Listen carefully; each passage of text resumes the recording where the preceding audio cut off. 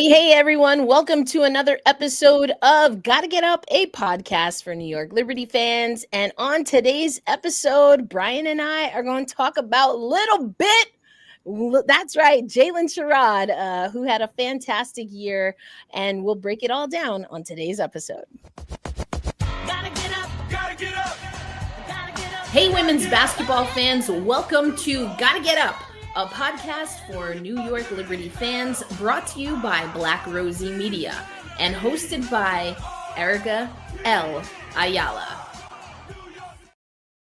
Welcome to another episode of Gotta Get Up, a podcast for New York Liberty fans, brought to you by Rosie Media. My name is Erica L. Ayala, here with Brian Fleurantin, as always, and thank you for your patience. I'm on the road, just was at a baby shower.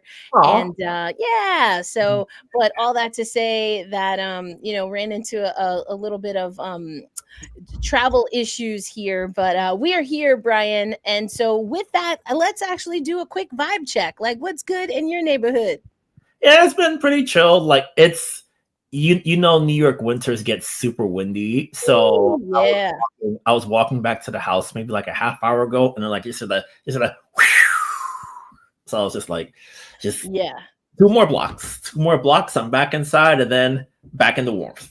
That's it. And I'm on the East Coast right now. I'm in DC, technically Silver Spring, Maryland. But yeah, that wind has been cray. And I don't know about in New York, but the wind, but then also it was raining the first few days I was here too. So I was like, oh man, this actually made me holler. Like, ain't no y'all that girl. Y'all are hilarious. Well, it's not my baby shower. I'll just put it that way. So it's not my baby shower. But okay. And it's not Jaylyn Sherrod's baby shower either, as far as I know. But we will be talking about Jaylyn on today's episode. And then we're also going to get into we'll talk about Athletes Unlimited, of course, because Jaylyn is playing there. But I also want to talk about a bit of news. Speaking of Amir, who I see in the chat, who dropped something and wanted to know about the new player development coach coming to the New York Liberty. And I have some thoughts. So we'll get into all of that. But we're going to start in the first quarter. Brian, you know how we do. First quarter, we're getting to know Jaylyn Sherrod. And, she came to the New York Liberty undrafted. We saw her play in the Sweet 16 for Colorado against Caitlin Clark, Kate Martin, and that whole crew at Iowa. And I will say I was there for the Albany regional, and she definitely stood out to me. That was an interesting regional with a lot of the guard play. Obviously, Caitlin Clark, she drew a lot of attention, but you had Kiki Rice there. You also had Hannah Hidalgo there. So it was an interesting, and I mean, just also there was a lot going on. I was very grateful that I got that regional, as a matter of fact. But I will say that Jaylyn, Colorado did not win that game against Iowa, but Jaylyn stood out to me, and her scrappiness is what stood out. And that's also what stood out when she got to the New York Liberty. But let's, Brian, break down a little bit what we know about Jaylyn pre-training camp for the New York Liberty. Yeah. So Jaylyn went undrafted, and right after the draft concluded is when she signed the training camp contract, and you really got the sense of the excitement that she had, that this was a brand new challenge and one she was going to dive into head on. And really, when we were there as media during training camp, we were all impressed by how aggressively she was playing, constantly getting downhill, picking up full court, really executing the game plan in the way that the coaching staff really wanted. And I think if everything went according to plan, she would have made the initial roster out of camp, but financial squeeze, roster squeeze, putting together a WNBA roster is incredibly complicated. And there's so many moving parts to it. And one of the things, I think she was the very last cut of training camp, if memory serves correct. And one of the things the coaching staff told her was, hey, just stick around, just keep working. We'll don't lose our number. We'll find you. And then in the summertime, I think right around the time, because I think there was one game when they were in Atlanta against the Dream in June. She was sitting behind the bench. I was like, oh, Jalen's still around. Like they're so close with her. So it's that familiarity was always present with her. And then she got the first 7 day, then the second 7 day, and then she was really able to really get comfortable. And something that she mentioned in an interview she did with Madeline Kenny of the New York Post was that after she got the last training camp contract, Sabrina went up to her was like, take a deep breath. You're here. You're one of us. You're good. Trust me. You're all right. And I think, especially Jaylyn, just thinking a little bit, just broadening out a little bit, Jaylyn's story is so similar to a lot of young players who come into the league where you're talented and you're really good in college, but the roster squeeze is so tight because teams can carry 12 maximum, sometimes 10 or 11, depending on the salary, on what the salary cap is for a particular year. Sometimes it's 9, which is wild. Yeah. And sometimes, like, if you're a young player, it's, oh my God, I can't be human and make mistakes and learn on the go. It's very much I have to do everything exactly right, or else I'm not going to have a job here in the United States kind of thing. So I think for Jaylyn, what really helped is that the coaching staff really poured into her, really gave her that support, gave her that encouragement, and she didn't sort of allow herself to sort of fall down in a way where it's like you let your feelings get down. And I think what also helped is that her vets were KT and KB, and those two, hey, you want to go from undrafted to being a key contributor. Those two are your role models right there. And those were the perfect vets for her to sort of learn from, soak up game from. Sloop poured a lot into her as well too. So I think she came into a perfect environment where the Liberty were really determined to build that bond, because that was a point of criticism that they received externally last year. So if as a young player coming in, it's okay, this is a team with big expectations, but they're still making time for me to learn and grow as I figure out this professional journey. Yeah, I think that the epitome of stay ready, right, was Jaylyn Sherrod for this season. And I mean, it's tough. I think Nika Mule, not to make it all about the Seattle Storm, but Nika Mule is a perfect example of someone who understood that, and she was asked a lot about it with regard to being someone who was drafted but really didn't have a role to play on that Seattle Storm team. And I think it's natural for people to feel some kind of way about it. But what I think is a good sign of a professional and a student of the game is someone that can take that opportunity to learn. And even we can post the link, but in the scrum that you were able to be in and shared, with the local W, I guess that was in August, Jaylyn talking to media, she effectively is asked in a few different ways about that. And she talks about, she's very real, I thought, about, hey, sometimes she was like, I know Stewie was mad at me. I messed up one play, but then I had other people that were telling me just stick with it. At one time, to your point about Kayla Thornton, she pops over and she's kind of joking about KT missing some buckets that would have helped with her assists. And so, Jaylyn Sherrod, I think she had a breadth of an experience. And I'm going to let y'all know this. I know Brian already knows, but I'm going to let everyone else here know that we actually are going to speak to Jaylyn Sherrod. We're going to speak to her later this week. We couldn't get the timing quite right to do it in time for this show, but we will have a one-on-one with Jaylyn Sherrod. And there are a few different things that I certainly want to ask her. But if you're a member of our Slack community, I'll put out an official ask. Any questions that you have for Jaylyn Sherrod, we're going to give you an opportunity to be a part of that one-on-one. But one of them for me is definitely, the back and forth and the rapport that she was able to have with the team. I think you could tell that she was learning and owning the mistakes. She never shied away from, hey, I know that this didn't go the way it was supposed to go. And I think what she was saying, what I heard her say is that, yeah, sometimes her vets told her that too. And that's not always a bad thing. Like sometimes you got to have people tell you, like, that's not how it's supposed to be, Yeah. but we got you. Like, we're going to figure it out, because if you don't tell anyone, then they're never going to fix it. But if you're always correcting them, then how do they kind of learn on their own? So I thought that was interesting. And it's definitely something I want to dive into a little bit more with Jaylyn. Yeah, to that point, I think, there's such a value in being a good teacher because the way you communicate something matters a great deal. Because I think especially sometimes for young players, they make a mistake, you're out, that kind of thing. But I think when you're doing the job well as a teacher and the more experienced person, it's like you let them, like, it's almost like you give them, not it's kind of similar to like training wheels or just like doing the go-karts with bumpers on it, where it's like, okay, you're going to crash out sometimes. It's fine. We're going to be your bumpers to support you and let you get through it. And I think that part matters a lot. And I think to that other point, when she mentioned that sometimes the vets would get on her, I think the best sign of like actually someone respecting you is, hey, I'm going to treat you like you would be Courtney Vandersloot. Like if Sloot messes up, I'm going to be like, hey, Sloot, what's that about? Like, you getting that from me is a respect thing, and it shows that I treat you and see you as my peer. I'm not like treating you as someone beneath me or someone who doesn't know the game or doesn't know ball. It's okay. I know you're talented because you're here with us. I know what you can do because I see you do it.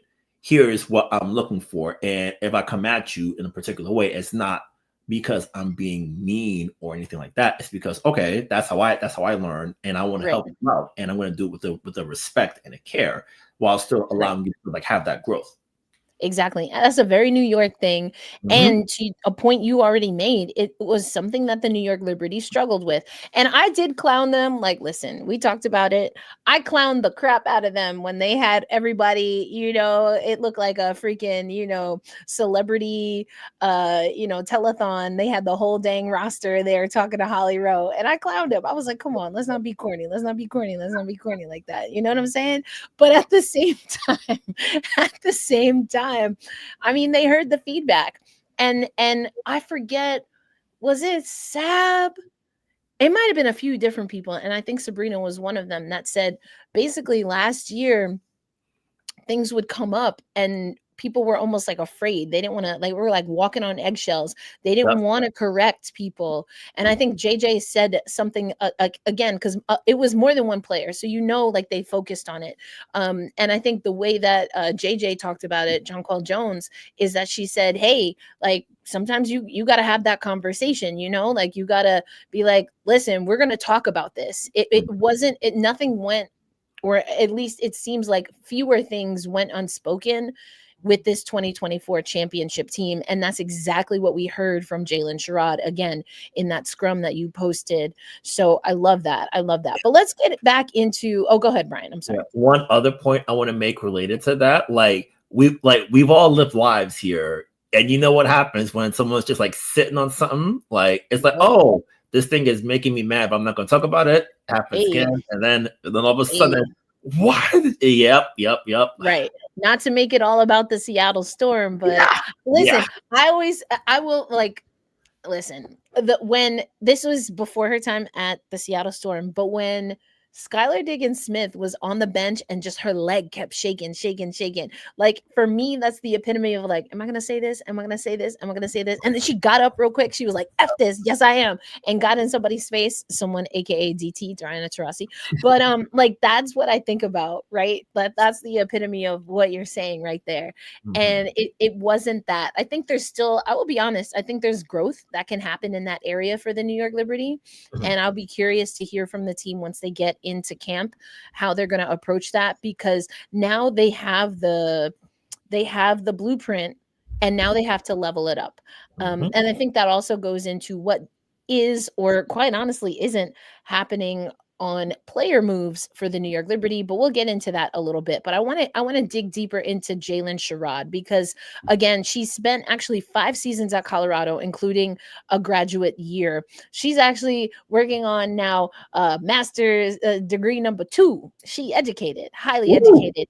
And to your point, she has a degree in leadership, and she's also focused on criminal justice for her second master's degree, which I love also because that Birmingham connection. So that's definitely something I'm going to ask her about. Gotta ask, because Birmingham is like a pinnacle of the civil rights movement. So I'm very curious to hear from her what that was like, and then if at all that impacted what she her choice of study. But Sherrod, I mentioned that Sweet 16 eliminated by Iowa. She wasn't the leading scorer in that game, but she had 11 points, 9 assists in that game. And something that I think is interesting, we're going to go through a few of her career stats, but I'm going to actually start here. She's 4th place on the program's career free throws made list, 441, 3rd with 650 free throws attempted. And why I mention that is because Jaylyn Sherrod is the perfect guard for the New York Liberty to help them get downhill. She is a top 5 program leader in free throws. And ironically, she talked about free throws in that scrum, Brian, that you and I referred to, and I'm going to post it in the chat for everybody else. But the reason I think it's funny is because I'm watching that clip, and I didn't remember all her career stats as I'm watching it. I'm like, dang, she's like really mad about them free throws. Like she was really mad. She was mad that she got her first free throws, but then she also like missed a few opportunities. And then I was like, oh, that's because she's used to excellence, right? She's used to getting it done. And the way that you can do that as someone who, quite frankly, is an undersized guard, right? Mm-hmm. You go downhill, you make people stop you. And that is, that sandpaper, I love saying that sandpaper, she's got that grit. And we don't know what's going to happen with Jaylyn. We haven't seen a lot of Jaylyn, but I said it last year, and I'll say it again as we go into this season, like, that I think is a missing ingredient for the New York Liberty, is a guard that can get downhill, but then also convert those opportunities to points at the free throw line. Yeah, you make a tremendous point, because I was looking it up before we came into the show tonight. In 2024, the Liberty were 9th in shots inside the restricted area at just 16 a game, but they were 1st in efficiency at making 70%, and Seattle was 2nd at 66. So for the Liberty, when they get there, they make it happen, but they don't get there as much as you'd like. And I think for Jaylyn is so cat quick. Is like you get her, like she has that first step, but she's gone. And I feel like that is a big change up. I think same will go for Marquisha Davis as well too. Having guards who love to get downhill, love to sort of get to the bucket, get down there. I think that opens up a brand new opportunity for the Liberty, and it really builds on Sandy's philosophy. Like, I joke all the time, if you talk to Sandy once, you talk to her 1,000 times. When she says, great, like, just be like, Sandy, hey, what's the thing today? Paint the great. I'm like, we here tonight. I got you. That's Sandy's thing, and Jaylyn in particular really helps with that. And I feel especially the Liberty, they like Courtney. She didn't get to the basket as much as she used to, like in her peak days with the Sky, but she's very clever as far as getting to the basket, really finding those angles.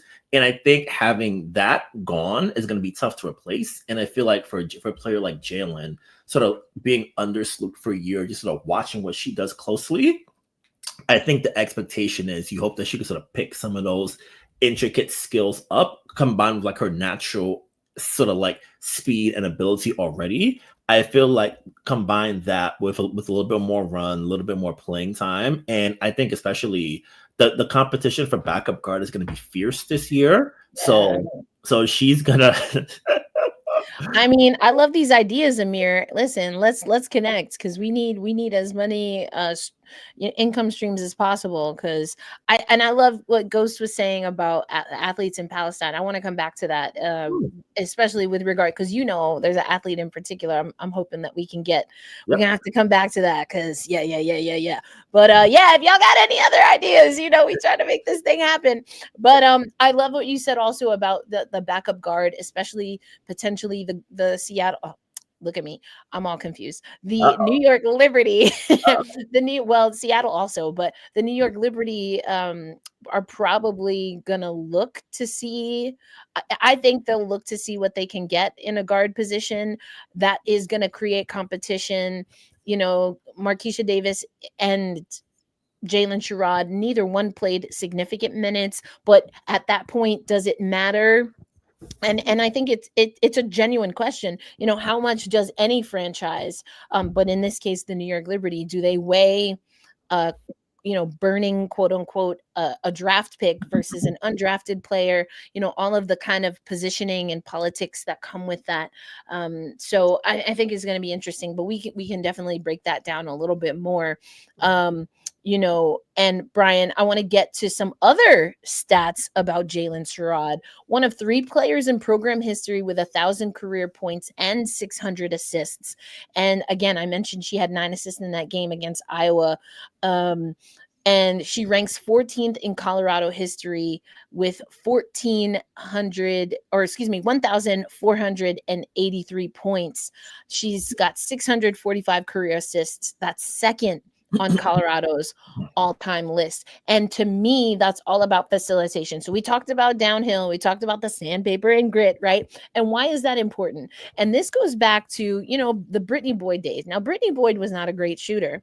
Brittany Boyd was not always a great passer, but Brittany Boyd could get downhill. And sometimes I would say the New York Liberty needs to keep Boyd on the roster, because if anything, she's going to jam that, drive to the lane and just jam through the gut of the defense. And you know what?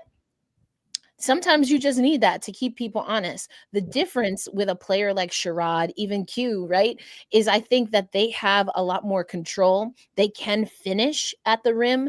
And New York is in a much better position with elite, and I do mean elite shooting 1 through 5 throughout the roster. And so that's why I would love, we joke around, Sabrina's a little less unquick than she used to be, but you did mention a first step. So you knew I was going to come back to unquick, right? You knew I was going to come back to it, but you don't lose a step. That is Jaylyn's game.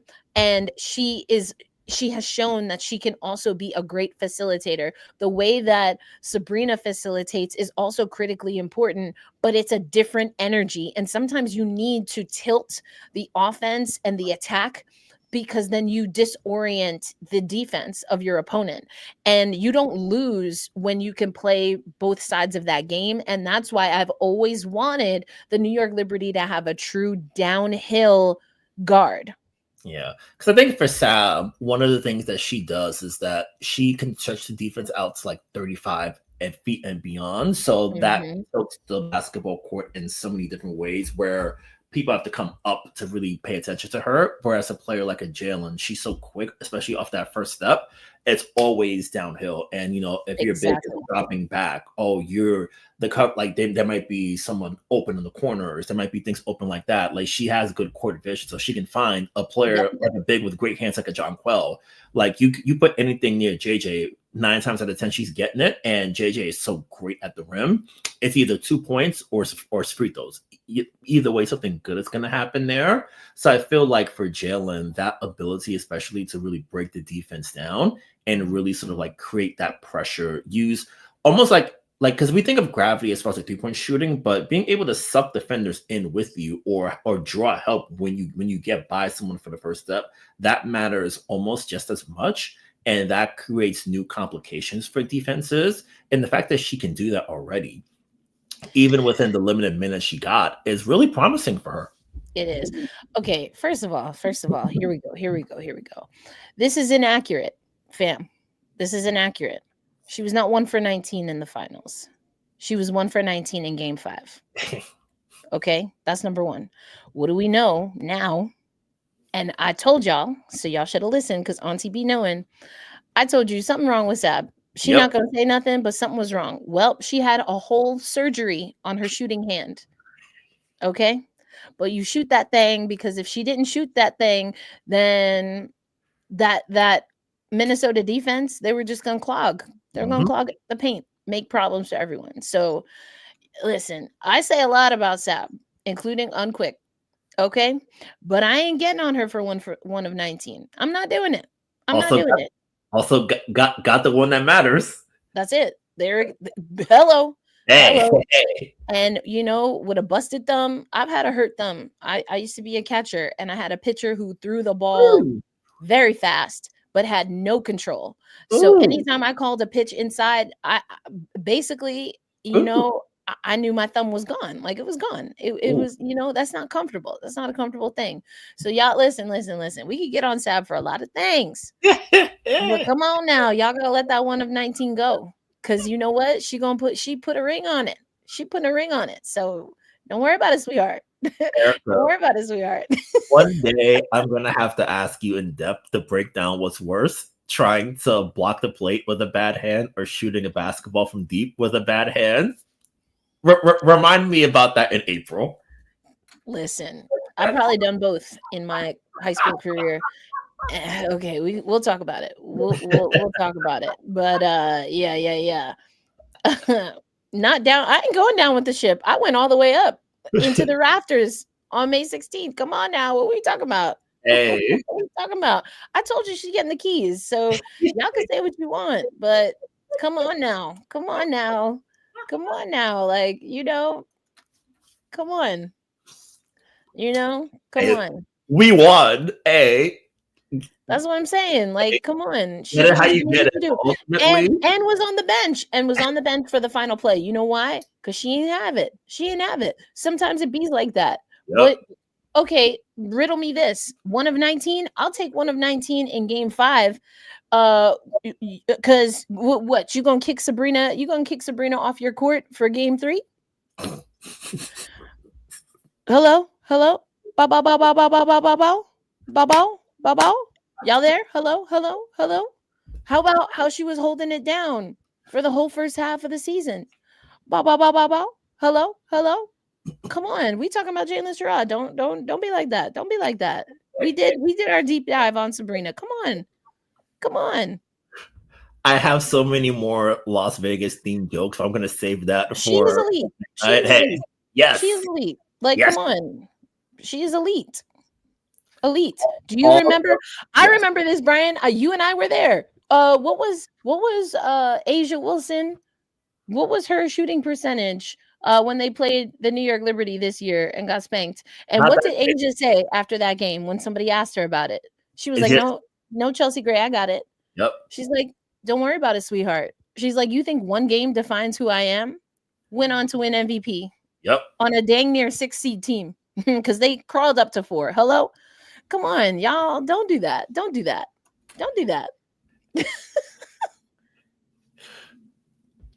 I didn't say it was good, but what we not going to do is throw out the baby with the bathwater. Come on, y'all. We talked about it. Run the tape back. Brian, Yep. we were like, that thing was bad. Yeah. Boy, you should have. Boy, I will say, y'all should have seen some of us in press row talking during that game because Buddy, woo, it was bad. We can agree it was bad, but like, you coming for her whole legacy on a 1 in 19 performance when she on the same night she won a title, that don't even add up. Like, I feel like we have to respect the heart of a champion. Like, that's it. She found a way. Gutting through an injury that required surgery in the highest stakes possible. That is what make New York icons, people. New York institutions, I say. That's it. Come on.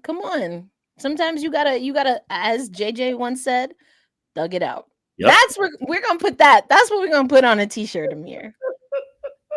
The New York Liberty thugged out that whole championship. What do we say? We said they won in the most New York fashion ever. Heartache, pain, ugly, stank, but still got it. Broke. If we're still taking requests on shirts, I would want not to make it about the Mystics t-shirt. Like, we gotta make sure Misha gets her cut. Oh my god. Like, haters gonna hate, appreciators gonna appreciate, and we on opposite sides. It's all good though. It's all good. See, look, y'all got me all worked out. Let's get back to Jaylyn. A hooper, a baller. Because I think the next question is, right, what does this look like coming into training camp? Because I don't think we can say it's even a guarantee that she makes this roster. I think it depends on some things. Yeah, like I would say there are two questions that aren't directly The Liberty related. have just as many. I'm sorry, Brian. The Liberty have just as many as Sabrina Ionescu. Just so we're keeping count. Just remember that. Put your one in the air, Ghost of Garolitis. Put it up. Yeah, but back to Jaylyn. There are two fascinating, like not subplots per se, but two things that aren't directly related to her, but are related to her.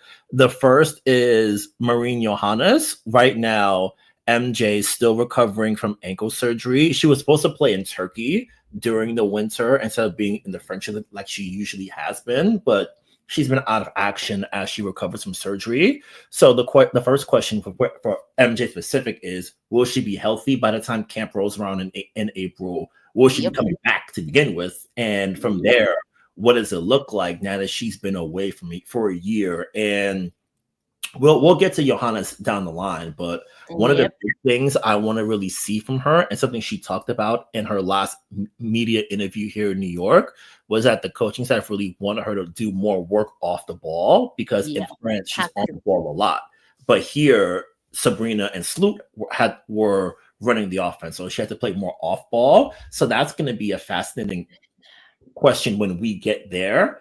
And the second one, and you talked about it a little bit earlier, is they've got the 7th pick, and we have to see who is declaring. I think the deadline is right around Final Four time, so late March, top April. They have, so the final teams, and literally everyone, but especially whoever plays in the final or in the championship game, I think it's like a 24 hours that those crop of players have to announce, if they haven't already. Like, some people will say they aren't. So for example, we know Lauren Betts is going to return, going to play with her sister, so that will be exciting for UCLA fans, but technically they have until for the players in the final, in the championship, they have 24 hours. I don't know if it's anyone who plays in the NCAA tournament. I have to brush up on this, but I think at a certain time in the NCAA tournament, if you get eliminated, you have 24 hours from your team being out to declare. So anyway, but yeah, the MJ point is salient. Like you said, I mentioned the draft, and all of that is going to take or will be a part of Sherrod, even Q, to be honest, who we'll talk about on our next episode. But that leads us to then, what is Jaylyn doing to stay ready? Because we said that's a part of her MO, right? It's how she went into the season. It was the encouragement she was getting from the New York Liberty, from her teammates. Had some time during the Olympic break to work on some things, to run plays with the 7 or 8 players that were in town. And so what does that look like for the off season? And for Jaylyn, that is Athletes Unlimited. So Athletes Unlimited is in week 3, I believe, right now. And she's played 6 games, almost a 40% field goal percentage, averaging 7.8 points per game, 2.3 assists per game, 2.5 rebounds per game in 25 minutes. And so, things change up because the captains go by who's at the top of the leaderboard. So Jaylyn's teams have changed up a little bit. But she's, on the leaderboard with about 530 some odd points, I think, last I checked. 573. So she's in the top 25. She did take a little bit of a dip in this last go round, but she's in that top 25, ahead of Petty, Colson, KB, Vina Westbrook right now. Everything kind of changes. She's ahead of Alyssa Pilley Victoria Saxton, and well, some of those players, I should say, excuse me, they are including Jordan Horston, unfortunately, are injured or not playing. But yeah, so what, Brian, do we need to see? What do you think the Liberty want to see from Jaylyn now that she has an opportunity to go up against other WNBA talent? I think the thing I would want to see from Jaylyn is just comfort on the court, going up against like pros who have deep years of deep experience. Because I think, especially when you're a college kid and you spend like your season ends in March and then in the W, you don't really get many minutes. So it's almost like your game goes cold to a certain degree. And post finals, Jaylyn's been heating herself back up. She did some Team USA work in, I want to say, November, December, AU from now until March, April. So she's had that opportunity to heat herself up. So I would say the thing I'm looking for is comfort on the court going up against pros for big minutes. Looks like she's gotten that so far. And I would say also just continuing to work downhill, being able to hit open 3-point shots, because I think especially in a Liberty context, as a guard, you're going to need to do that. Because especially teams are going to be so focused on Jonquel Jones. That was part of the big thing why Minnesota had so much success against the Liberty in the regular season, because they made life so tough on JJ and dared everyone else to do stuff. So for a player like Jaylyn, the scouting report is, she's a driver, cutter, slash to the basket. That 3-point shot is going to be okay, if you take it and make it, we'll live with it. Do it again. So being able to be a consistent knockdown shooter to the point where they respect you out there, I would say is probably the biggest thing I would want from her in that regard. While also the second thing, and I guess it's related to that, it's just being comfortable on the court. Like you're going up against great players. You're going up against a guard with lots of proof, like a Ty Harris, a vet who people think she's just like a deep bench player, but when she's out there, she can really lock up like Sid Colson. So those being able to hold your own against players like that, players with great experience, championship level experience, and doing that, I think is going to be a great test for like the work that she's been doing internally. And I think it will sort of like give her a little bit of almost like a little boost as we head into late April and training camp. I agree with you. I think there's so many players in the W, right? That's what they work on a lot, is that range, because you have, if you look at the elite level players who are in conversation for MVP, honestly, with the exception of Asia Wilson, not that she can't shoot that, but she's certainly not doing it a lot. But even Asia's working on that.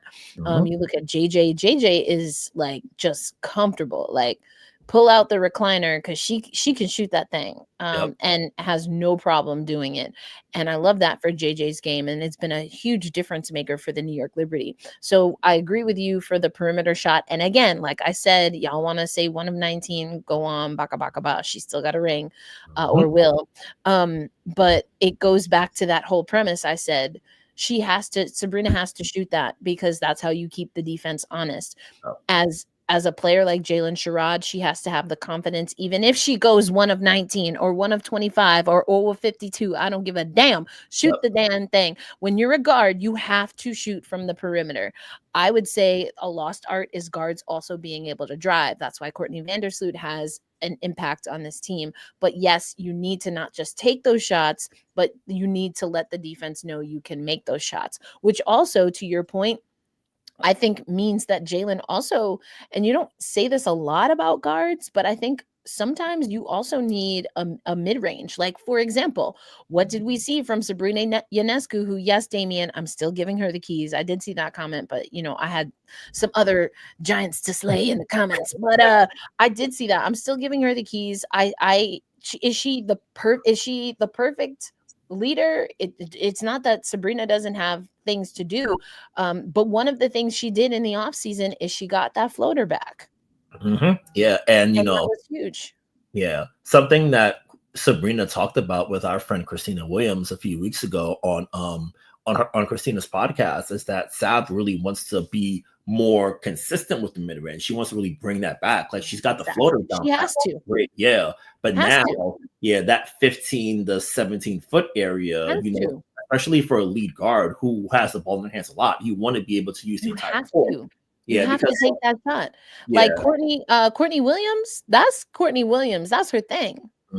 That's her dang thing. You know, she can shoot from the perimeter, but we saw even in the series against New York, right? That was inconsistent. Mhm. Inconsistent. And maybe she and you hear this from guards. Caitlin Clark has said this. Sabrina Ionescu said this with her tenure with the New York Liberty. Sometimes perimeter shooters who can go from deep, they call it falling in love. Like, I fell in love with my perimeter shot at the cost of everything else. Yeah. Because when you know you can do something, you always want to do that, but you have to be careful. You have to make sure that you're sharpening all the tools. So I love that. So, like Sab said, that's what I see as well. So I agree with you. And it also is a little bit more dynamic. It's not just Jaylyn driving hard to the basket. There has to be other things. I want to see her confidence continue to grow with facilitation. And that means being able to give good inlet passes, being able to direct, really truly be a facilitator and a floor general as a lead guard. You know, whatever you want to call a one is a one is a one is a one is a one. But there's a lot of things that a player at that position has to do, and reading the entirety, anticipating. That's what made Sue Bird, especially, and she's talked about this, some of the reason that she felt that she retired when she did, or even changed her game toward the latter part of her career, is because it's not that she couldn't get and accelerate, but with all of her knee surgeries, it was stopping on a dime. That became a problem. And as Yeah. someone who got a little bit of a crickety knee, that's the realest thing I've ever heard anyone say. Because it's like, I could still run after the M15, but I might also crash into it. And for the folks who are in New York, let me tell you from experience, these blocks are long, man. Like, Listen, ooh, like they listen. long, and then you gotta navigate traffic, like foot traffic, car traffic, and you That's trying right. Listen, that's how I know. That's how I gauge if I'm out of shape. If I can't run and get that M15 while not, crashing into somebody's child, or, their laundry cart, all right, I'm feeling all right, or their little ankle biting dog, I know I'm all right. If I'm like, nah, I ain't gonna make it, then that's a problem. I gotta get back in the weight room. But how's your spin anyway, move, Erica? say again. How's your spin moves? You see, but that's what I'm saying. That's when you need to stop. That's what I'm talking about. If you can't stop, like, I'm telling you, I'm not even gonna front. I've literally done a spin move on someone when I was tight and in tight quarters. Like, like there was this group of kids, right? And they were just not. I could tell they were not gonna move out the way, and it had just snowed, so there was only a small walking path. So when I tell you, I faked and spun the other way, and they were like, "Yo!"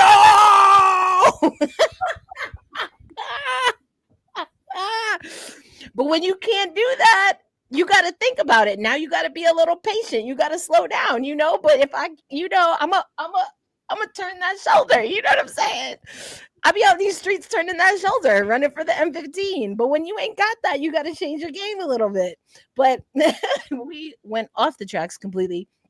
All of that to say, those are the things that, quite honestly, all of the guards that we know of with the New York Liberty need to work on.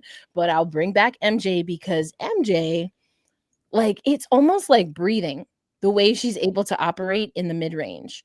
And of course, she can make magic style, just like trick shots from the perimeter.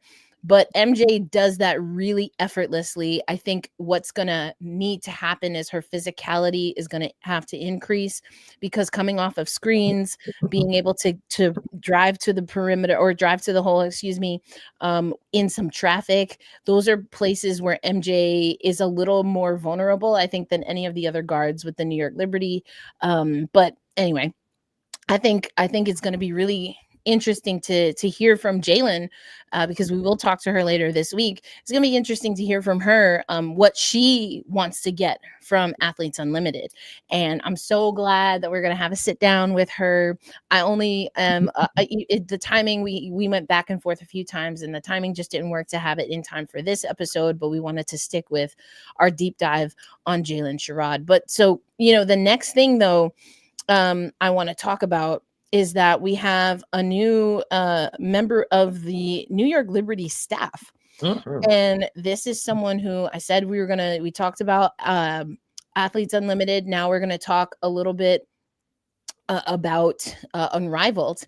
And, Andrew Wade, he's the head coach of the Laces, who for a little while were going neck and neck with the Hootie Hoo Lunar Owls as undefeated.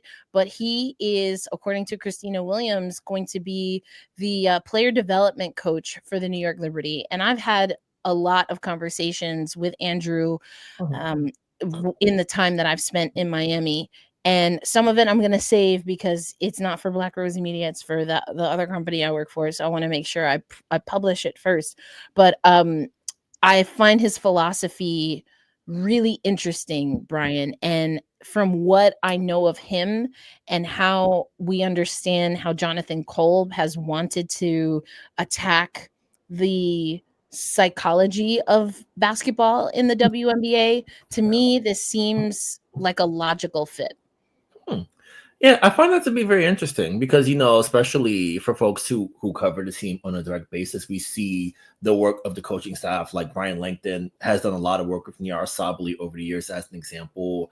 Olaf Lang did a lot of work with Marquisha Davis last year. They work really, like, the coaching staff really works well with everyone. And they have another new addition on the coach staff as well. I believe her name is Sonia Rahman, if I'm not mistaken. But she's going to be new as well, too. And I think that having coaches like that who have deep experience from all over, their experience, like being with the players on arrival and really sort of like maximizing his work there, you really sort of see the infrastructure being built a little bit more. And, for coaching, you always want to have as many good voices and good minds in the room as possible because we're all pushing in that same direction. And I think for a coach like Andrew Wade, he's had this big success, and coming into this operation here where they're the champs, but there's a lot of like room to work and operate within the Liberty organization as far as like coaching, really locking in with a player. So I'm really looking forward to sort of like meeting him because I haven't met him yet. So when he comes up here, and I'll try to see if I can chat with him, sort of like get to see what his sort of like get down is like, and then really sort of watch what he does with the players. Yeah. And I think there's something, I didn't think to pull the clip for today's episode, so I'll have to post it some other time. But it was one of the first games, opening weekend, and a lot of us were asking, well, what did y'all's team do to be so successful early on? Like, because it's a short season, it's compressed version of even 3-on-3 in some ways. Like it's a shorter court, but it's also full court at the same time. And one of the things that Kayla McBride said is, and she goes to Andrew, she's like, can I talk about the chart or something? She asked him in real time. He's like, yeah, go ahead. This brother and his staff pulled the data to figure out how many combined years of professional, like to the day, literally to the day, because Kate Martin came in with 44 days of experience. But he figured out and did the math, and he visualized it for them. And what the Laces have leaned into, and right now they're dealing with injuries, but what the Laces leaned into is that, hey, combined, we have leaps and bounds more professional experience than any other team. And so we're going to lean into that. We are going to lean into that. We know this game at the highest level, at the elite level. And I thought that is one example, but he really leans into like the money ball of it all, right? And but not in the way to necessarily, because he's not a scout, right? He's not a GM, or at least not right now he isn't, but he leans into that, and he loves data and visualizations so that he can activate the best in his players. And to me, I'm so fascinated. I feel like Brian Flannery is going to get tired of me requesting to talk to Andrew, because like I just love that part of it. I love that part of building teams. Y'all probably, if you listen to the show a bunch, I love talking about leadership development. I use that Easy Bake Oven example somewhat as a joke, but also to explain that these things take time, they take resources, they take a thought process, and it's not always in sports that teams, franchises, coaching staffs, or even players themselves feel that they can take time to do these things. But we continue to see, as things level out because of technology, whether that's how people train, that people's careers are lasting longer because of how they train. The difference becomes the small things. It becomes the mentality and the mindset. And so you can say someone stumbled ass backward into a championship, but don't forget that 5 minutes that the Hootie Who captain had to handle things in New York, it wasn't her that handled it. It was Niara that handled it. So don't think I'm not reading your comments, homie. Don't think I'm not reading your comments, homie. Don't remember that. Remember that. It was the German connection. The German connection left no doubt. You can say what you want. All the jump balls, all the fouls. I get it. Cool. Have a time. Make all your jokes. Get all the jokes off. 1 in 19. Get all the jokes off. Who shut it down? Who shut it down? A 5-person unit that had never played together. 0 minutes. Season. And two German Olympians shut it down. So don't miss me with it. Miss me with it. Miss me with it. Championships, they're not always won in a continuous 40 minutes.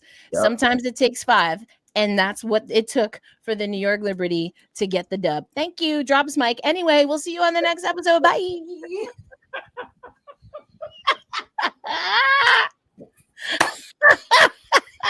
Bye. Oh, I love a rolly chair. I love a rolly chair. I didn't get one, by the way. Bye. Anyway, let's get to the fourth quarter, because y'all got me hyped now.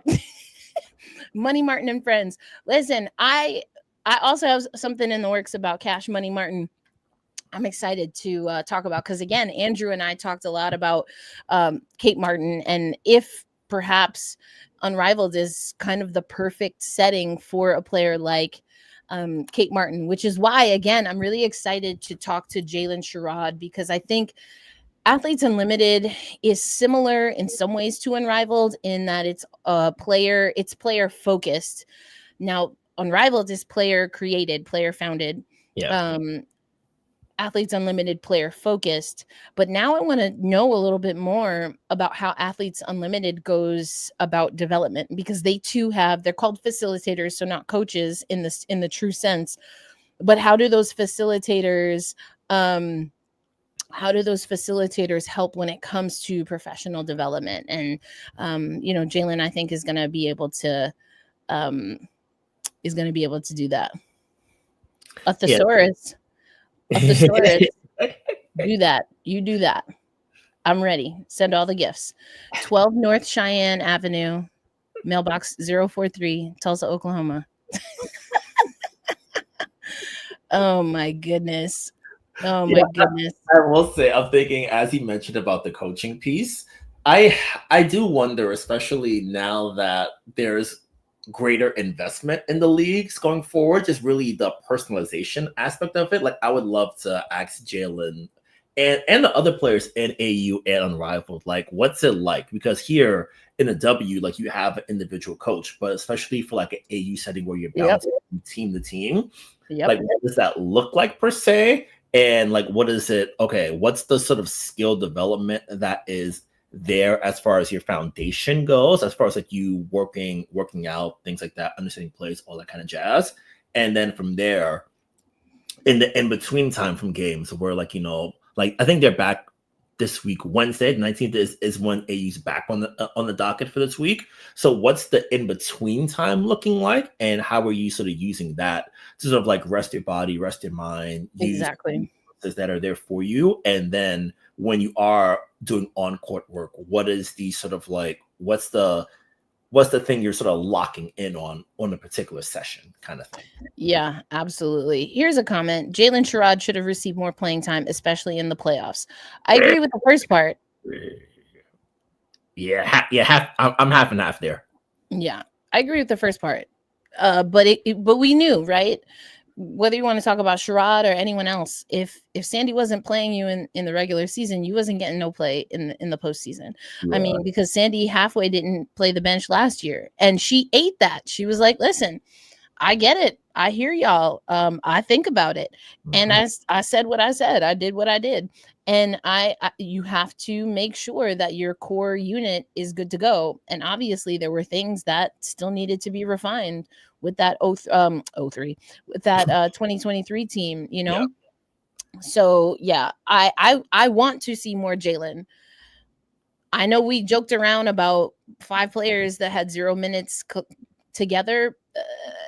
That wasn't the right time to put Jaylyn in the game. Yeah.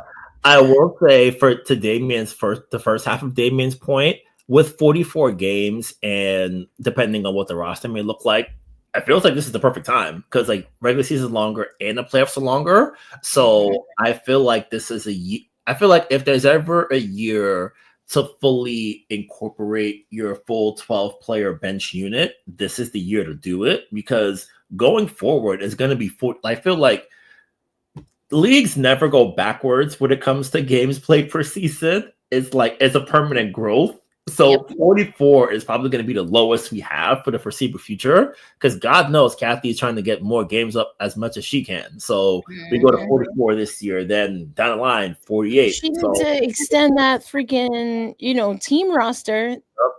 Keep talking about expansion. I need that team roster expansion because what we're saying, yes, teams barely go 6 or 7 deep, which is why also sometimes they only have 9 players, or as few as 9 players. I think really you see them carry 10, but maybe they'll have a player injured or something like that. But yes, there have been rosters and that's not even the danger zone because it's only after you go under, right? Under that is when you can get an emergency hardship. That is wild to me. Yeah. That is freaking wild. And to Ghost's point about teams barely going 6 or 7 deep, you can do that in the regular season, but if it's playoff time and you're up against a really elite team like the Lynx or Liberty, and you can't turn to anybody on your bench, the best example, look at the Aces. They had their core players and that was it. Their bench, Becky Hammond just didn't trust them. The starting center got played off the court in 1 half in game 1, and that was it for her. And then your other big you can't trust. So it's a situation now where as coaches, coaches love to keep short rotations, and I don't blame them, and I understand completely. Yep. But how, I guess at this point, how do you sort of strike the balance between keeping the rotation at the optimal level where you want it to be, while also making sure you give the deep part of your bench enough room to be okay, I see how you can work in this context. If I have to break this glass in case of emergency because it's emergency time, you get in there, I can trust you and not feel like I have to pull my hair out. Hey, exactly that. Okay, I saw this one also earlier, Brian, and it took a lot for me because I be going off on tangents. It took a lot for me not to get into it when I saw it, but Aloysius, we saw you in the chat. I didn't get to verbalize it, but baby came with the bang, bang, bong. I don't want to start no problems. Would you trade Stewie for Nafisa Collier? I'm gonna let you take first whack at this one, Brian. All right. My answer would be different, but I feel like if I asked New Jersey's very own Cheryl Reeve, she might stare at me for 5 minutes and then hang up the phone as soon as she as soon as she stops doing the glare in my direction. She just slams the phone and blocks my number permanently. So I feel like she inherited the Pat Summitt glare, right? It's the new wave Pat Summitt glare personified now in Cheryl Reeve. I feel between Pat and when Dawn stares at the players when they start messing up, it's oh my God, I want to be better about my life immediately. Let me get it together. Oh my gosh. So okay, but what is your answer actually, Brian? You said a lot of words. Ghost's gonna send you a thesaurus as well, probably. Oh boy. I feel like Marta, if you're watching this, look away for a moment. I would do it. Sorry. I would do it. Listen. Okay, so what came into my mind? What came into my mind is I like that idea, but it's not happening anytime soon. And then if it's not anytime soon, and by anytime soon I mean, like, do you think this could happen even in 3 years? I don't know. Mm. So then is it even real? Like, is it even a real thing? But if Yeah. Nafisa Collier's game, baby, baby, listen, I will always tell y'all when Auntie was wrong. I underestimated how elite Nafisa Collier could be, because she came at a time in UConn where we were starting to wonder, other programs, other players from other places were coming through, and that was kind of a quiet time, like a low-key time. But that's Nafisa Collier. She's not braggadocious. But I talked about my stick and move, my pivot on a dime in the ice on them kids. F them kids. Let me stop. Nafisa Collier's turnaround step back. What? Like, It's automatic. I watched that in the finals, but I couldn't appreciate it, But it at Unrivaled, I'm just like, there goes. I feel like over the summer I might have mentioned just like how like I just love post play. Like get it to my player in the block, let him go to work. Like low, like soft touch on the fadeaway, like up and unders, everything like that. I'm like, this is basketball nirvana. And I feel like for folks who were with us over the summer when the Lynx won at Barclays, I think in like late August, early September, I think I spent half the podcast being like, man, Minnesota is so fun to watch. And Fia is so cool to watch too. Like I tend to turn into like a complete stan when it comes to like certain like basketball things. I'm like, yes, this is why I'm here. Keep doing that. Excellent. It's beautiful. Her game is quite literally beautiful to watch. We saw what she did, what she's doing in Unrivaled. That continued in the one-on-one. The one-on-one tournament. Okay, here we go. We here at Black Rosie Media do not believe in discrimination of any kind. And so what we're not going to do is be on some ageism. Do not do that. Do not do that, especially when I'm older than Stewie. Okay? What's wrong with Werther's original? I've been eating Werther's since I was 8 years old. Because I had an abuela who loved me. Thank you very much. Okay? Put some respect on butterscotch. Thank you very much. Thank you very much. Okay? I had church aunties who appreciated me, and they knew it was well with my soul when I had a little sugary snack. Come on. Don't do that. Don't do that. What we not gonna do? Don't do no ageism. Don't be like that. Don't be ugly like that. Come on now. Shoot. Every once in a while, people of a certain age just need to stretch a little bit more. Relax. I promise you, I said it before. Jokes aside, Stewie might not want to say nothing. She ain't right. We talked about this on the podcast. What, over a few months ago now, Brian? I don't care. She might not. I don't know if she had any surgery. She ain't saying nothing, but something ain't right. Something ain't right on that leg. Yeah. And, that's okay too. But because Stewie is going to figure it out.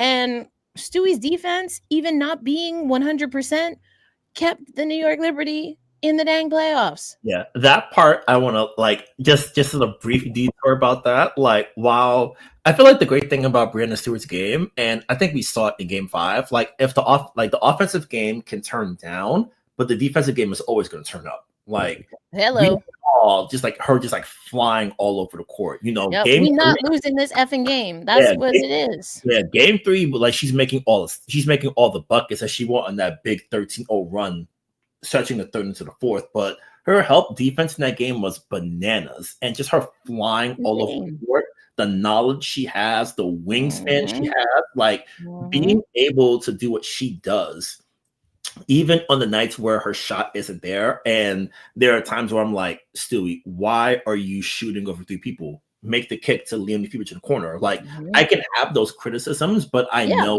that the defensive motor is not going to stop regardless. Like, that part is always going to be there. And I feel like, especially, and I think this is where we get like the roster building concept of the Liberty, where it's like, okay, your shot's not there. Jonquil Jones, she's not missing any shots. Get her the ball. Right. Her decision making, and we've talked about this also. This was more of our 2023 conversation, but like Stewie's brain seems to be a little overhauled, right? Like it's on El Fritzo. Like some of her decision making has been, we haven't seen it in her career. It's been flawed. What do I attribute that to? She's not playing with Sue Bird. Like, I don't think y'all understand what a point guard like Sue Bird can do for the rest of the team. Now, Sue Bird might not look, if you watch the tape, like she's saying much, because she said all she needed to say before they took the dang court. You feel me? And if she's talking to you, she's barking at you. If she's talking to you on the court, she's getting up in there. You feel me? Stewie had to take on that role as someone who's not a guard. She's not a guard. And I think what we're seeing is that in 23, I think it was just overkill. And you were there, exit interviews. I asked, what was this season like for you? She could not answer the question. She could not answer the question. She like literally kind of fritzed out as I asked her the question. She was like, well, I mean, and I don't know. I mean, that's what I'm saying. Like, and she did not play overseas between 23 and 24. 24, it got better, but her shot wasn't where she wanted it to be early. And Stewie's mental game has been elite for a long time. I'm just going to keep trolling you with that word, by the way. It's been at a high level for a very long time. And she was either under a coaching staff at a program, and quite honestly, at a program at a time where the competition isn't what it is now. I mean, we can be honest about that with Stewie's tenure at UConn, but she also had to win them games. You know what I'm saying? But it's a different level that she's at. And I think that the transition to New York has been at times a little tough. And I attribute that to the New York Liberty when she got here, not really having a one. You need a dang point guard. You need a point guard. Come on. You know what I'm saying? So I'm not even mad. I'm not even mad that you brought that up. I think it's an honest conversation to have. I don't think it happens anytime soon. I'm not completely giving up on Stewie. I mean, she making it hard to ride with her. I mean, you know, Unrival's been a little rough. I still think she's a little hurt. But Stewie always finds a way. And I'll take her defense just like I'll take Sabrina's 1-19 in game 5. I'm going to take it. I'm going to take it because that's what got the New York Liberty on track so many times. And that's another thing that Sandy Brondello and her team need to figure out, because we talked about it last year and folks wanted to come in the comments like I was cray when I said, when do we start worrying about Stewie not getting enough rest? You know, when do we Liz, we know you're joking. We know this is all jokes. We get it. We Gucci, don't worry about it. We know it. We know it. But I think but that's why I like the question. Like I like it didn't make me feel comfortable when I saw it in the chat, but I was like, we got to talk about this because the New York Liberty, I mean, I'll be honest, it's going to be tough for the New York Liberty to repeat, but we knew that. We've been talking about it for a long time. Everything from the expansion draft to if they're going to keep Courtney Vandersloot. Why did I say keep Sloot? Because she's a veteran one. But is she the right veteran one? The answer was no. But so now what do you do? Because Sabrina will take the keys, but the transition is not, it's not ideal for me. You know, but I'm not the dang coach. I'm not the GM. And players, you have to give them an opportunity to step up. And that is something that Sandy Brondello will always do. And she will go down and she will put her career on the line because she will let her team know and let her players know that she believes in them and that she trusts them and that she knows that they can figure it out. Yeah. If you want to call that hands off, whatever, Sandy lets her team play. Yeah, that's one of the sort of subtle things about Sandy Brondello that I think sometimes gets forgotten. Like I remember after Game 4 in 2023, someone asked her, "Oh, did you think about joining the player for Sabrina?" And she got like, if you watch it back, she got slightly pissed. And like, if you know Sandy, like when she's pissed, and then she's like, "No, like I'm gonna like trust my best player." And a moment like that, like it sucks that you lost, but the fact that you're still able to like, you're still gonna ride with it. Like, your ace bought you, like it's like pulling your starter when they're like tiring out in the 9th inning and they're like 1 out away from a complete game shutout and like the base is loaded. It's like, hey, my ace brought me here. I trust them enough to have them finish it. If it don't work, hey, it don't work. It happens like that. But and you know, and there's a tipping point, just like anything else, right? There's a tipping point. You know, you also have to, depending on the situation, sometimes protect your player from that. But Sandy, I like where Sandy's coming from. All right, Damien saying, what do you think that the 2025 roster will look like? Okay, I mean, I feel like we've been running through this episode to episode, Brian, right? Like we know who the starting 5 are going to be, right? The starting 5 should be intact. We know Niar is coming back. We know Leo is coming back. We know we have KB, right? That's something, you know, Thornton, we don't know. Gardner, we're assuming, is coming back. The questions, as we talked about on this episode, and we'll have a Johannes episode, we're going to have a Q episode. Those are the question marks. You know, so is the bench going to look the same? I think is the huge question. Some of that, I honestly think, Damien and everyone else, I don't think, Brian, we're going to really know until training camp. Yeah, I feel like we're in a situation where we're gonna have to debate at least 2, if not maybe 4 maximum bench spots by the time rig night comes in May. So we're not really gonna have much sort of security when it comes to the roster build this time around, which I think is gonna make for training camp is always intense. Oh, Ivana, that's not the first thing we're gonna have to think about. There's gonna be so many spots up in the air, and we don't really know who's gonna be a guaranteed lock. Right? Because what MJ decides to do, if MJ wants to come, she's coming. So then you got to make other choices. Yeah, and you know, especially like the point you made earlier about utilizing the draft pick or sort of stashing it overseas, just like burning it, whatever, or hey, you know, we saw the report that they floated the number 7 pick for a guard who wants to get away from Uncasville, and said team said, "No, we good, no, thank you." So, do you move that pick for a veteran player who's on a bigger size contract? And then if you do that, the domino sort of falls, and then you have to figure out, okay, do we carry fewer players? So there's so much in the air now, and I feel like it's going to make for a really fascinating run. Like, it's been a quiet offseason here, but I feel like the questions that are underneath the surface are going to start popping up by the time we get to like April, May. And then it's going to be like, okay, you guys, we've been laying the foundation for all this time. Okay, we've done that. Now, what does it look like when the foundation is a little bit shaken up a bit? What do you do?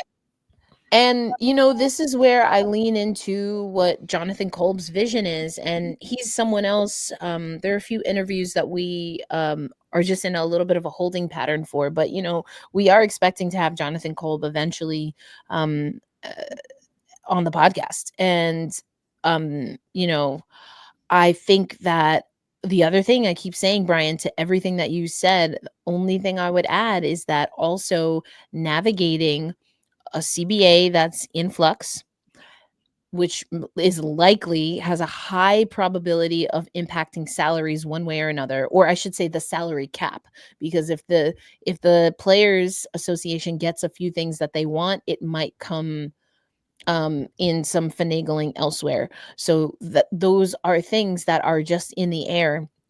And so do you change that? Do you use that pick? But then even if you do get a veteran, what does that contract look like? And the veterans that you're talking to, do they want that kind of a contract, or do they want some longevity? Do you want to give extended contracts, not knowing what the CBA is going to do or going to look like, while also knowing there are multiple expansion drafts coming? Or I should say, we'll see how many actual drafts, but they're going to be multiple teams. And so the more teams there are, that means the more people that you are leaving vulnerable. Yep. Think of we've got at least 2 expansion drafts coming up next year. And then if the money's right, we might have up to 5 by the time we get to 2028. That's insane. Like, how does anyone build a roster for longevity with all this shit happening? Like, that's crazy. And I don't usually curse on the dang podcast, but that's how I feel. Alois is saying the Fever might be the biggest opponent for the New York Liberty this year. What do you think? Okay, we talked about this on Tempestagi Talk. Now, Roberta and I do not agree. I think Indiana is up there, like they're second tier. They have not, I've said it a few times, I don't think they've earned the benefit of the doubt to be in that elite tier yet. Not yet, especially not when you have Minnesota pretty much looking like they are. There's not much changing with Minnesota. And again, they made it tough. They made it tough. The New York Liberty, I think, I still have questions, but I had questions last year and it worked out. And then for me, Vegas is a team, they did not compete very well last year, but they're hungry and they have veterans who now, even are like, oh, you're inviting us for your banner ceremony? No, baby. Kathy and her New York City skyline dress did that. We did not do that. You were not invited to our cookout. Thank you very much. But anyway, I digress. Then they're like, oh, I'm looking forward to it. I'm looking forward to it. We're gonna spoil that thing. And so even that alone, because the Aces, they are the closest team to like the Last Dance, as in any little thing is gonna set them off. Yep. And become whiteboard material. So out the gate, I'm like, oh, dang, Kathy, why you hate us? Dang. She's leading heavy into the rivalries. Those are the teams for me. That being said, baby, and now with Turner, that's one of my favorite moves for Indiana. Bree Turner? Yeah. Bree Turner. Oh, dang. Come on now. I love getting serious about defense. I love me some defense. I love all the sort of depth moves they've been making over the winter. And I guess I will say, to tie back to the point we were making about Jaylyn and sort of like using the whole court, like that's the thing that Clark has been talking about as well too, where it's like, okay, I can finish at the rim. I'm good from anywhere in the building. Like that in between part, I need to utilize that more because really good defenses can sort of play you to sort of force you into, okay, you don't want the mid-range. Like, I'm going to have a ton of traffic waiting for you at the rim. So if you try to finish, not doing it. And you want the mid-range. So you've blocked off an entire part of the court for yourself. And the challenge that she has, and one that she talked about in her Time magazine feature back in November is, okay, I want to get better in that area. Mm-hmm. I think watching that is going to be interesting for her. And then also, a lot of like new coach, Steph White has one of her best players coming with her from Connecticut in Dewana. And Dewana, a deep game. Yep, big game Bonner. And if your team is messing up, you know who's going to fix that? Good old Dewana Bonner. Like, that's it. No foolishness when DB's in the house. Nuh-uh. Yep. And then you've got that depth. Like Lexi Hall looked really good last year with Clark. Like she'll be back. Like there's going to be a lot of good sort of like underneath things for Indiana to watch for. And I think for sure. Yeah. And, it's the thing that Steph White is going to have to really work on is that all eyes, like, I feel like they dealt with so much pressure last year, but that's just the Caitlin Clark. That was circus stuff. Yeah. This year, it's a pressure of, okay, we think you might be a championship contender. What are you going to do about it? Yeah, that's a different kind of pressure. And again, that's why they brought in Stephanie White. Mm-hmm. Like clear as day. I was like, okay, That's why that happened. I mean, that's a good squad, and Steph White is going to have them playing good defense. Yeah. I love it. I love it. Damian, coming back to this one, we talked about it a lot last time. I don't see Kennedy Carter as a good fit for New York. Mm-mm. I don't think it's impossible. I think it's highly improbable. And I think if the New York Liberty go that route, they're probably sacrificing a few other things. That just I don't know that this makes sense for where the New York Liberty are right now. Yeah. If I can't quite put I can't sort of like, I feel like you might be going where I'm going with it, where it's like, that's a talented player, but I can't figure out a proper fit anywhere, And it's like, it's not even anything directly related to her, but it's just like circumstances around her. Like Chicago, Exactly. it's like there are Chicago's not it. Atlanta's not it. Atlanta's they don't need. Yeah. Well, also probably not getting. She's not going back to Atlanta. So, and with the Sparks, like another situation like that. Like, well, they don't have Brown anymore. Oh yeah. Lexi's is up north with Seattle. Right? With Seattle. So I mean, I think it's just like Kennedy Carter. Think of it even just from like the way she plays. I want sandpaper. I want it. But Kennedy's sandpaper compared to, we talked about this a lot on Tempestagi Talk, like Kennedy's sandpaper versus Skylar's sandpaper plus veteran experience. Those are two different things. And the New York Liberty, if they're going for straight up raw sandpaper, I would say they need a veteran who is going to earn and command the respect because of their track record. Yeah. Now, Kennedy Carter played amazingly well and really helped boon that Chicago team last year. Let's keep it a buck.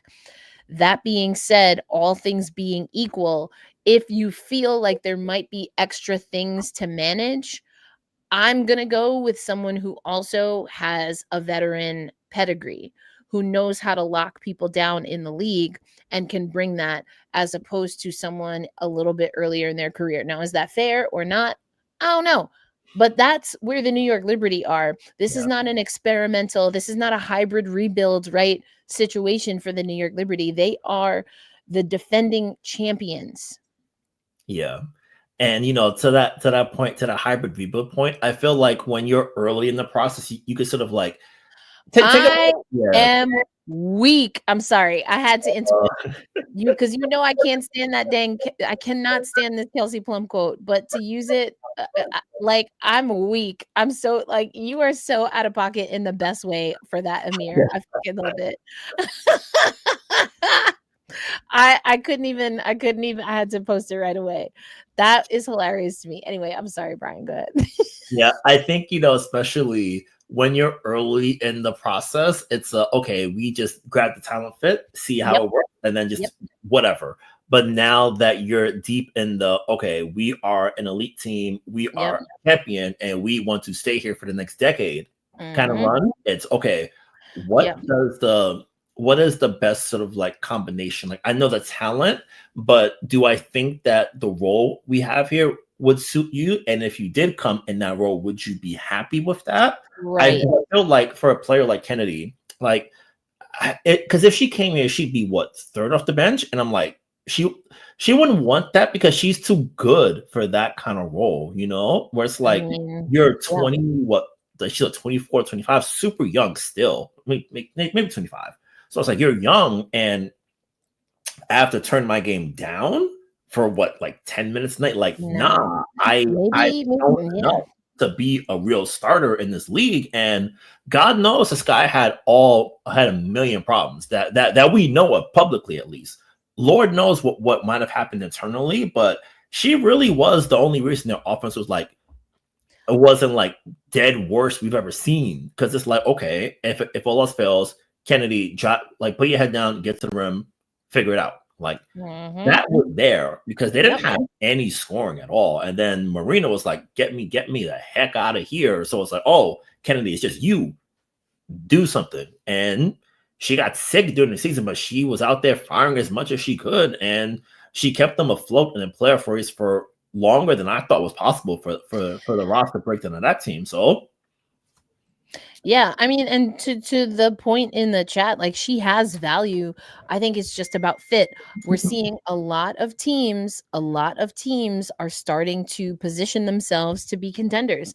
And a part of that is because we're in a wild west right now. Veteran players are wanting to sign 1-year contracts, and so teams are gobbling those up. So players, and Lexi Brown has talked about this specifically with the CBA that exists now. She said everyone was heralding, the high end pay, but what nobody was talking about was that the mid players, someone who's not quite a veteran or maybe is a young vet, a baby vet, has experience but not maybe significant minutes or whatever the case is, has been a role player, not a go-to player.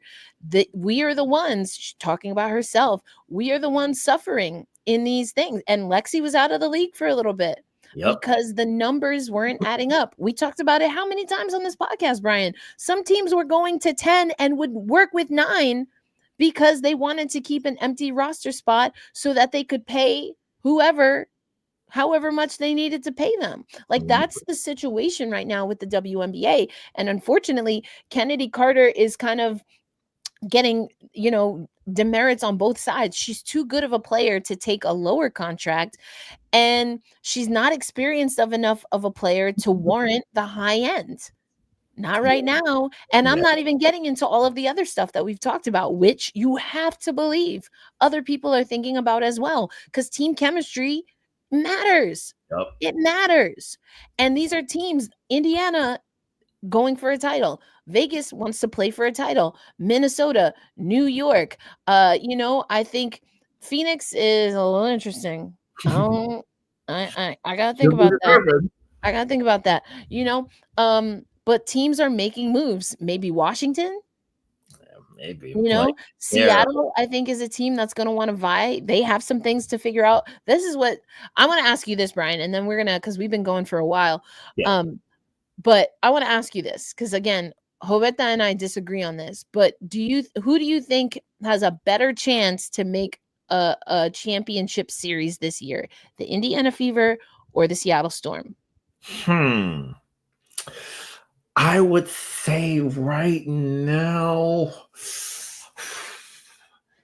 I might go Fever.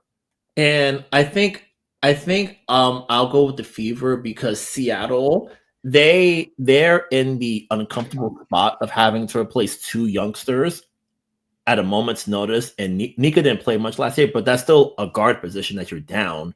And Jordan was someone who was a big part of their success last year. You have to replace that. So that's 2 down, replacing your starting 2 guard, like Jewel, for all her faults. Hey, give it to Jewel in the elbow, let it go. See how it goes. So replacing your 2 guard, incorporating presumably your number 2 pick, whoever it may be. Could it be Paige Beckers trying to sort of force her way away from Kurt and Dallas? Maybe. Could it be Olivia Miles? Who knows? Who is going to be that player, and how do you incorporate that? So they have and I don't know if we'll get to this point with Noe in 2025, but it's we ain't won a playoff game in a couple years, and we got you a lot of good groceries here. What's this recipe you're cooking is not hitting like that. Like, I'm with you. I don't want to put a name out there to be like, oh, hey, you're under surveillance, but no, if you guys want that, you don't have to, Brian, because I have. I've been saying it. I think she has potential to be a great coach. I think the circumstances of what's going down in Seattle, this is the make or break season for Noelle Quinn. Yeah. In that role. It is the make or break season. That leads me to one other thing before we get out of here, because it was in our Slack chat. And we probably should have talked about this a lot earlier, so we might be here for another 45 freaking minutes. But what did you think about Lisa Leslie revealing to Angel Reese on her podcast, Angel Reese's podcast, that Lisa Leslie put her name in the hat for not 1, but 2 head coaching positions in the WNBA did not get the role, and also went on record saying that the people in those roles not better than her. Number one, what do you think about Lisa Leslie coaching in the WNBA? Is that something that you think she should be doing? But number two, maybe, do you have an idea of who those teams could be? We know who they're not. They're not any of the teams that we talk about on Black Rosie Media on our podcast. So it's not New York and it's not Seattle, as far as we know. Yeah. Because she sounded like she went for vacant spots. There's no vacancies in Seattle and New York, not right now. Yeah. So let's start with the first part, Brian. What are your thoughts? Lisa Leslie, is she WNBA head coach material? Honestly, I always struggle with what makes a good coach, because the things that we may think are, oh, you've got this experience, that experience, but then when you're the head person, it's not great. But then other times you can just find someone off of TV and then it's, oh, wow, they are amazing. So it's tough to sort of figure out what that looks like. And to Lisa's credit, she did coach the Big Three back in like 2018, 2019. And I will say, as one of the sort of like pillars of this whole league we got here, it's that's a respect that immediately she walks in with, where you can't be like, oh, I don't do that. I did that. And I worked in a lot harder context than you did as a player. So I know of what I speak and preach. So that part helps establish a permanent credibility that will never go away. And I think, for Lisa, and I guess selfishly, I want the heroes of the league to stay with the league. And that the historical piece of the WNBA is so meaningful. And I feel like a lot of times we don't want to have a situation where like things are lost to time. Like a player like Becky Hammond, for example. Hey, she got it in the 2000s, so you want to keep that history alive as much as you can. And that's why it meant so much when she got to Vegas, where it's like, oh wow, one of our heroes is back. She probably could have went anywhere she wanted, but she came back to this league because she saw the value in it.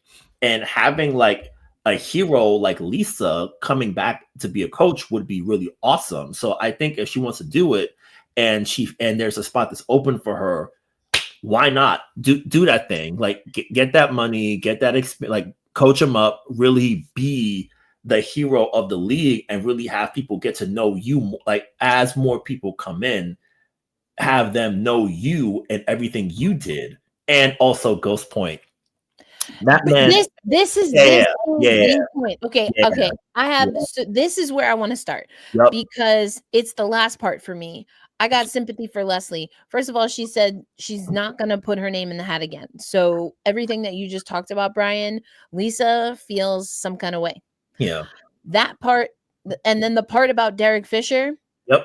I want to emphasize that Derek Fisher, and he's not the only one, but egregiously had the least amount of experience and immediately became a head coach. That being said, we have to throw in a few other things here. Lisa Leslie is a Black woman in the United States. Do I have to go further? She's always going to, and I think she alluded to this, she always is going to have to be better. All of these things, all of that is true. That being said, if you look at the coaching carousel of the WNBA, it is clear as day that all of these teams are getting pressure from ownership. There's all kinds of new money coming into the WNBA, and there is a guise. Whether it's real or not, we're going to find out, because the cream always rises, right? We're going to find out. But there's my take, hot, it might be scalding hot, picante, caliente, all of the above. My scalding hot take is that owners are putting pressure on the league and their managers and their front office to get people who can win now. And whatever they think that is, that's what they're doing. So we have people who are coming from the NCAA, from established NCAA programs. We have Stephanie White coming to Indiana in lieu of Christy Sides. We have Teresa Weatherspoon, who won more games than the franchise did the year before and is that veteran. to maybe even a higher degree than Lisa Leslie, because Teaspoon ain't never left. She stay involved. Okay. And has NBA experience. That wasn't good enough. Yep. That one is wild to me. You can say a lot of things, and Teaspoon wasn't, but to not, okay, that's wild to me. Everything is being aligned so that these ownership groups, these front offices are making sure they have a coach that, under whatever their criteria is going to make them lucrative for everything from investors to sponsors and also to free agents. Now, I don't know that I agree with this trend. I don't think I completely understand it. And there are a lot of things I think that are not being vocalized. I think there is a, to utilize a term that I never thought I would be able to use from A League of Their Own, but they are making the masculinization of the WNBA. That's like one of my favorite lines from that movie. It's so underappreciated. Anyway, if you know, you know. It's a radio clip when she's talking about the masculinization of our young women playing baseball. It's great. Anyway, there is a trend in leaning towards, again, male coaches or people who've worked in what we consider like quote unquote established basketball. Now, putting all of that to the side, even if that wasn't the case, even if there was a trend again of hiring Black women and former WNBA players, for me, Lisa Leslie is not at the elite when it comes to former players who also have elite level coaching experience. Yeah. Teaspoon had that. We know Becky Hammon had that, was coached under arguably the greatest active, semi-active, I don't know, because he had some issues, but one of the most, the greatest active NBA coaches in the history of the league. Teresa Weatherspoon also had G League experience, Olympic experience. So, Lisa Leslie does not have that at the coaching level. She doesn't. And so with the trend, with what seems to, or what the WNBA seems to feel is on the line, I don't think Lisa Leslie's first job in the WNBA should be a head coach. I really don't. Yeah, I feel like it's one of those situations where Lisa's caught in a bad sort of like circumstance where it's like, she ain't coming. I'm sorry. Yeah, Dawn said it. She ain't coming. She's been saying this. She's not coming. She ain't coming over here. Yeah, the story that we linked to in the newsletter last week, at the end, someone was like, "Oh, hey, Dawn, the WNBA is coming back to Charlotte. Would you want to coach a Sting?" No, she ain't doing it. Dawn, she ain't doing it. Yeah. So also, no Latinx, just Latina. Nah, I don't mess with the X. Also, and it's not about I'm very gender inclusive, but also we need, for when people use terminology for our communities, to make sure that the communities actually accept it. And a lot of Latinas and Latinos, there's already gender neutral terminology. Anyway, just a quick little lesson. Thanks. Bye. Gotcha. All right. Now let me swing back to that and see how not make it awkward. I think I got it. Okay. So now, I will say Lisa's caught in a bad run where it's like, we have, now that the money, as you mentioned, the money's coming in, it's now the pool is the entire world, more or less. Like Connecticut coach, he coached the Belgian team. The Dreams coach, he coached Florida Gulf Coast. And they had a lot of success. So now the pool is a million times wider. Deeper. And I guess if we can call it the historical biases that come into play, those become amplified even more. So now it's a situation where, your game, your actual experience as a player in this league and building this league and sustaining this league and helping it survive when Lisa, 90s and 2000s, teams contracting left and right. We doing. Pokey is. Yep, you got it. Yeah. Teams were contracting left and right and kept that league afloat. And then the next generation picked up and held it down. And now we're at the boom period. And it's, all that foundational work is paid off for this league in numerous immeasurable ways, and ways that are going to get people paid big money. Buku. I mean, girl dad is the highest paid coach, which is Yup. wild to me. Yeah, That's wild to me. and that man can't. That man loved getting the technical foul too. So it's like, oh, he got it. Like, so now for players like Lisa who played in the league and won a coach, it's what's the opening? Like, I'm thinking as we were talking about it, like Jasmine Thomas, like I think Jasmine's been an assistant coach. I think she's assistant GM in Dallas, if I'm not mistaken, with Kurt. Or is assistant GM or like on the development side, something like that. Something like that, yeah. So it's like, okay, what's the avenue that is open, and can you because I feel like Lisa, like if she wants to find it, so like Lisa means too much to the league to where if she's like, okay, to fumble that, right? Yeah, can you find me a role somewhere? Like someone should be able to do it. Like absolutely, that part, yeah. That I agree with, and that's why I wanted to come back to this comment from Ghost, because like again, I got sympathy for Leslie. Like the situation is jacked, like completely jacked.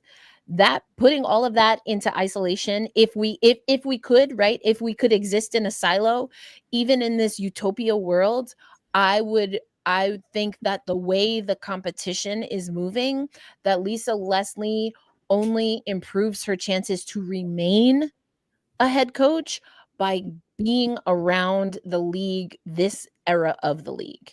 Yeah, I feel like, being, because like Lisa, Lisa spends a lot of time in New York. So like when she's like when Olivia playing, like Lisa pulls up to the games. So so she's there and she's being present in that regard. Like she comments on the league. I think she does some work with CBS, if I'm not mistaken. I think she's with TNT. Well, both actually. Oh, okay. Yeah, because she's within Unrivaled. Yeah. And she's doing TNT work, but yeah, she does the We Need to Talk yeah. show.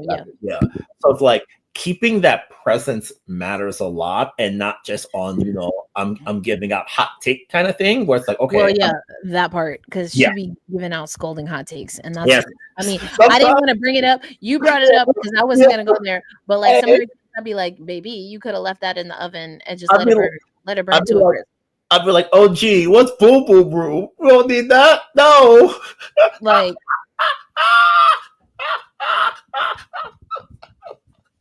Lisa, girl, take a nap. What do y'all think of that? So the Sun getting, not that dude from Europe. So we talked about, or Brian, you mentioned this in passing.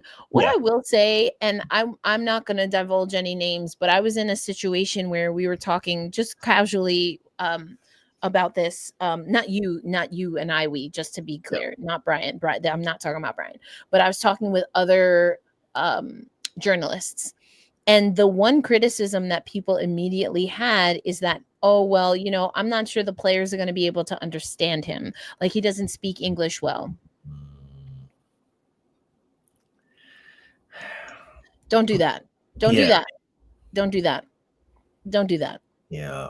Critique his X's and O's. Yeah. Critique his record. This man almost got Belgium to the podium at the Olympics. Don't do that. Don't do that. Don't do that.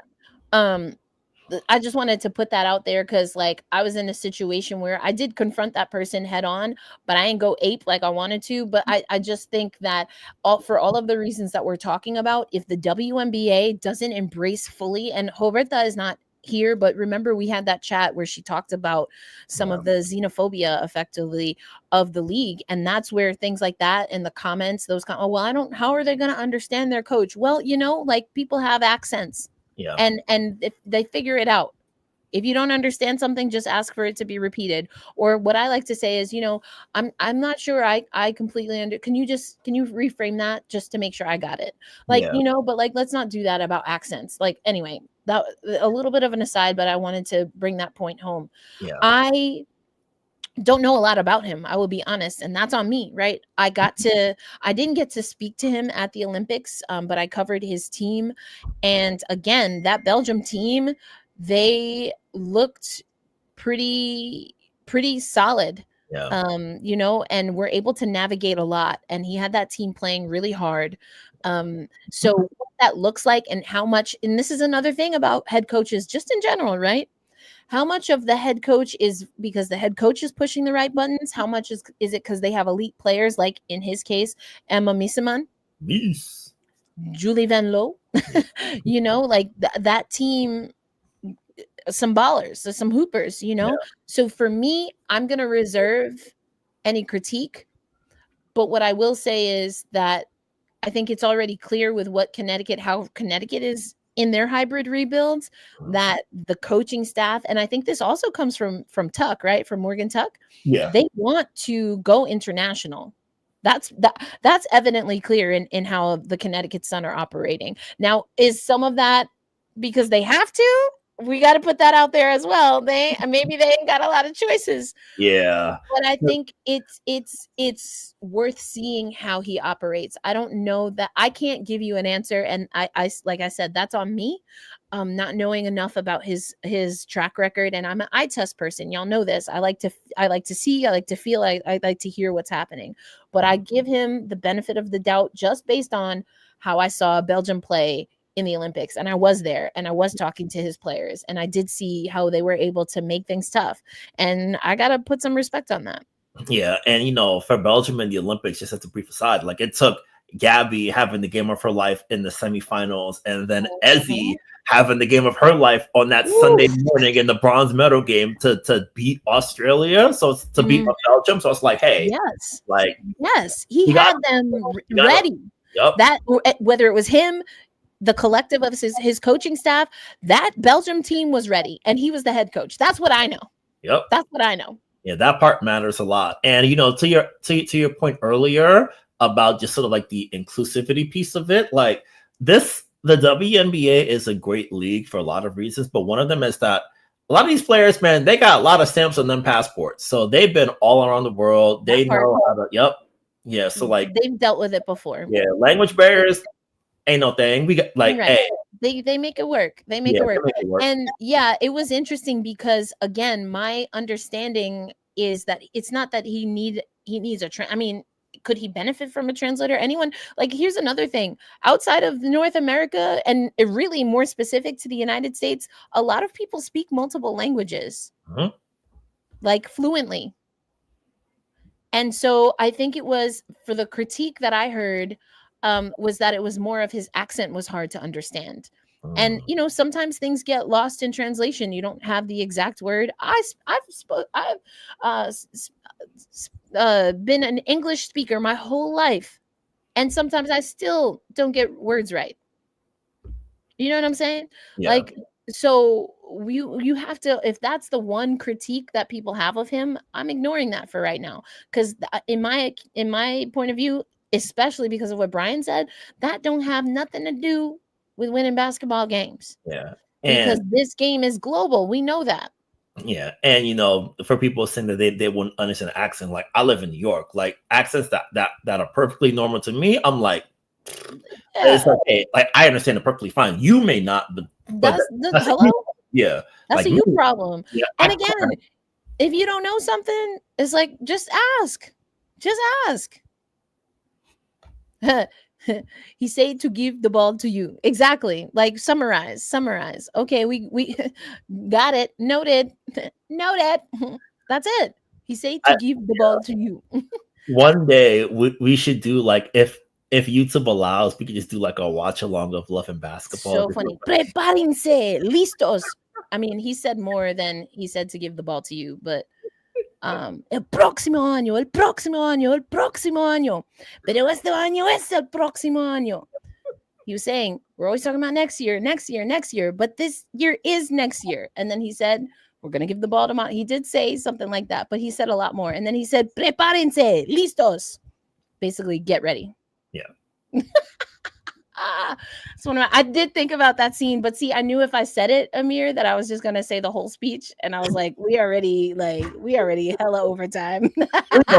Rolling ain't nothing. I will say, for players, don't be like Monica and hold your form like in practice, and then coach be like, just stand like that the rest of the practice. Don't do that. Hilarious. There's a lot of good nuggets, in that one. Well, hopefully you enjoyed this episode of Gotta Get Up, a podcast for New York Liberty fans. Again, thank you for your patience as I'm here and might be here another night. We gotta see what this winter storm is looking like, Brian. Good googly moogly. Good googly moogly. Listen, see, okay, hold on. Wait a minute. Listen, I've been wanting Emma Mieseman to come to New York for a minute. We're gonna have to pick that one up again, Z Diddy. Like, we're gonna have to come back to that because hey, listen. We're gonna have to come back to that because and I already have some Mieseman quotes from the Olympics, so we're gonna circle back to that one. But yeah, I'm glad y'all enjoyed the episode. This will be available audio, and we will do a deep dive. I think we're gonna go Marquisha Davis for our next episode. But also, or no, we're going Ivana, right? Yeah, Ivana, sorry. But we will also stay up to date on Slack and on Blue Sky social media, because we are going to talk to Jaylyn this week. So all of the things that we talked about and maybe some additional things we'll be able to ask her. But first dibs will go to our Slack community. If you have any burning questions for Jaylyn Sherrod, I'll give you an opportunity to send those out. All right, folks, it's time to Ellie wave.